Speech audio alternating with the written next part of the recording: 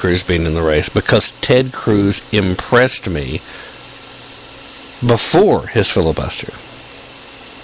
He impressed me as being somebody who said the right things and seemed to be doing the right things as well. Not only was he being a very good representative of the people of Texas, he took his constituents, his district in particular, into account with all his actions, but he also took the Constitution of the United States into account with all of his actions. He took steps and was willing to stand on principle when others around him, the leadership, refused to stand on principle because they were afraid of the political outcomes. There's a perceived threat that we may not be able to win an election if we do what we're supposed to do. Now, I'm tired of yammering about how important it is for the people that beg for the job actually go to D.C. and do the job. Shouldn't be that hard. But then, on the night of the filibuster, Ted Cruz continued to make cogent points and continued to make his arguments, taking only one short pause from that to on air read a children's story to his kids around their bedtime, knowing that they'd be watching on C-SPAN. And the way the left made fun of him on the next morning for doing that, and the fact that it didn't bother him, that showed me that this is a man of character. Because we all know, and we talked about it here on the show, and several other folks probably talked about it too, but we knew the left was going to do something like that. We knew they were going to poke fun, make wisecracks, be belligerent. But we also know that just the same, if the shoe had been on the other foot, if we had traveled back in time a few years before, and heaven forbid the Democrats ever actually did a filibuster, because let's face facts, all they've had to do is threaten a filibuster, and that's been good enough for the most part. But if they had actually tried to do a filibuster, and say a young freshman senator, the junior senator from Illinois, a Barry Sarabo, a Barack Hussein Obama, was to sit there and take a break and read a bedtime story to Mila or Sasha, who would be watching at home. They would oohed and awed and fawned over him. Oh, what a wonderful father. This man is really in touch with what America needs. He's sensitive and caring as well as strong and forceful. Well, it would have been BS in Barack's case, because that would have been all for show. I'm convinced that it wasn't for show in Ted Cruz's case. Now, your opinion is your opinion. My opinion's mine. We're all entitled to ours. So I'm not trying to shout you down with that. I'm just saying that that's the moment, that's the time when he impressed me. Because he did the filibuster the right way. He didn't leave the floor. He stayed in his suit. In fact, I don't think he even unbuttoned a collar or took the tie off until many, many hours in. He did it the right way. He did what you're supposed to do when you're doing a filibuster. I don't think DC's seen an honest-to-goodness filibuster to that extent. Who knows how long? He impressed me. He's a man who's willing to stand on principle. So, if he gets past this natural-born citizen stint, then it looks like he is. Legally, it looks like the question's settled based on everything that I've seen and heard to this point. I don't think anybody with standing, as they like to call it, is going to make an effort to try and challenge him on it. But the bottom line is, what seems to be the legal consensus for the definition of natural-born citizen is that if they have citizenship at birth and don't have to go through a naturalization process to become a citizen. Now, if that is the definition, then Cruz is a natural-born citizen by being born to an American mother and having her citizenship at birth. course, the same logic would apply to Obama, even if he was born in another country. The Congressional Research Service published a report on the issue after the 2008 election, and the agency, of course, is tasked with providing authoritative research to all members of Congress. It too supported the thinking that natural-born citizenship means citizenship held at birth.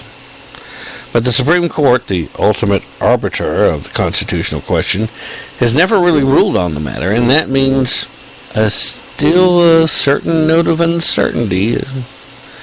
Sarah Duggins, a professor of law at Catholic University, has written about the studies and issued extensively. And she told several people, several media outlets, anybody that would listen, way back in 2008, that the question of natural-born citizenship is, quote, one of the most deceptively simple, complex issues. Later on, because the question came up again, she has been approached by a few news outlets about Cruz's eligibility, and she was quoted as saying, it would be reasonable to interpret the Constitution's natural-born citizenship provision to include children born abroad to U.S. citizens, including Senator Cruz, for a number of reasons. But with all that being said, is it still 100% sure? Unfortunately, we can't say for sure without either a definitive Supreme Court ruling or an amendment to clarify the Constitution, neither one of which I think would happen before the election. The bottom line is, most people in legal circles say yes, and I think that's going to be good enough for him to have his run. And if he runs and wins the nomination, I say more power to him. I'll support him. There's a couple other candidates that I'd like to see in the race. I would really like to see Scott Walker in this race officially. And, you know, I do kind of like Rand Paul, although not as much as I do Ted Cruz or Scott Walker for a couple of different reasons. But I would really like to see these three guys in the race. I'd like to see it come down to these guys deciding to have to join forces, and I would love a ticket. Cruz Walker, Walker Cruz. Although I think Cruz has to go first now. I think Cruz has to be. Either one of these guys decides to hitch their star to his, you have to let him go just by virtue of him going first, getting out front, and taking all these hits now. Because what wasn't surprising is when the left reacted so violently, because most of them are scared of him. Most of them understand that this guy has the type of charisma and has the type of principles and the willingness to stand on them that we have not seen in the conservative ranks since the last time Ronald Reagan graced the White House. This guy is a unifier. This guy could be the next Reagan. In fact, this guy could potentially make such a mark of his own, especially if he gets the right running mate, that someday people could say Ronald Reagan was the Ted Cruz of his generation. God, we need that in this country right now. We need good, strong, conservative American leadership back in the White House. We don't have that. Right now we have a guy who wants to give away the keys to the nuclear kingdom to a country that wants to kill every last Jew and every last American. Now, granted, the country itself doesn't want to, but the people who run the government there, they do.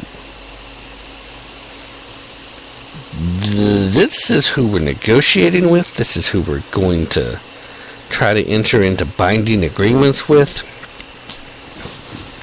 It's dangerous, to say the least.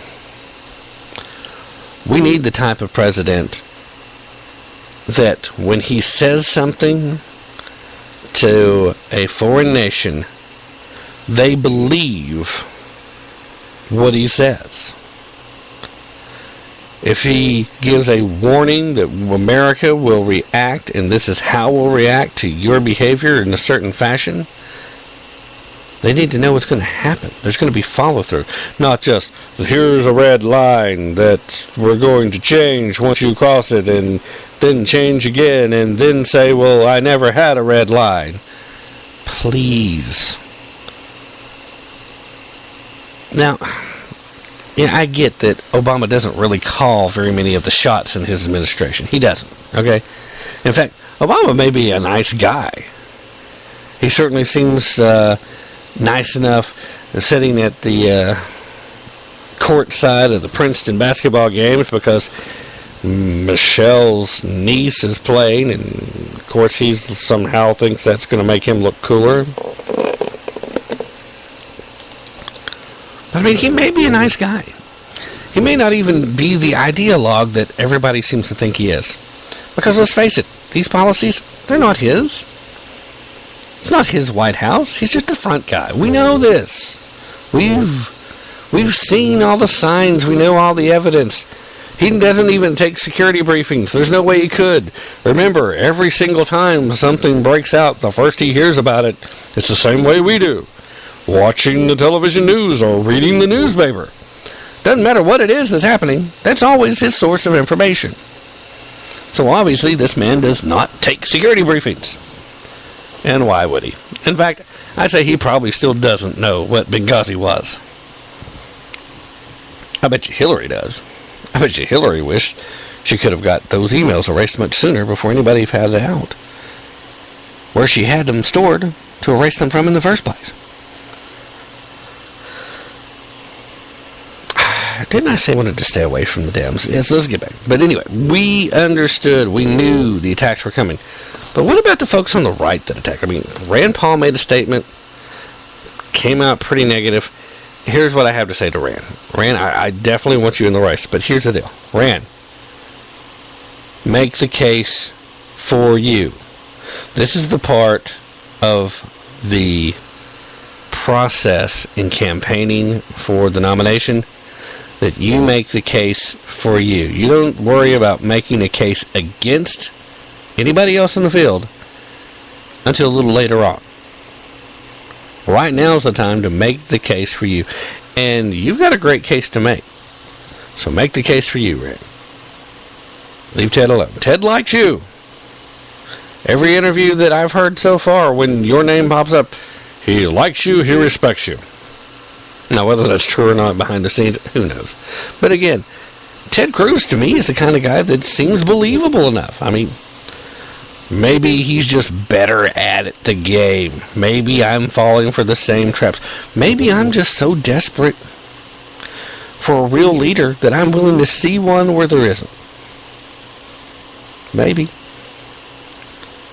Going to take a quick break here in just a minute, and then when we get back, we're going to discuss the next roadblock that a lot of people like to say is a problem for Ted, that being his experience.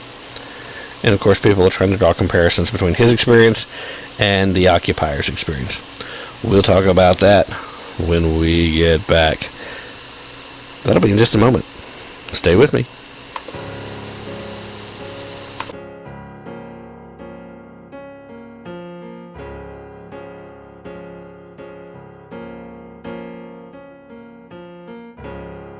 I'm looking for a miracle.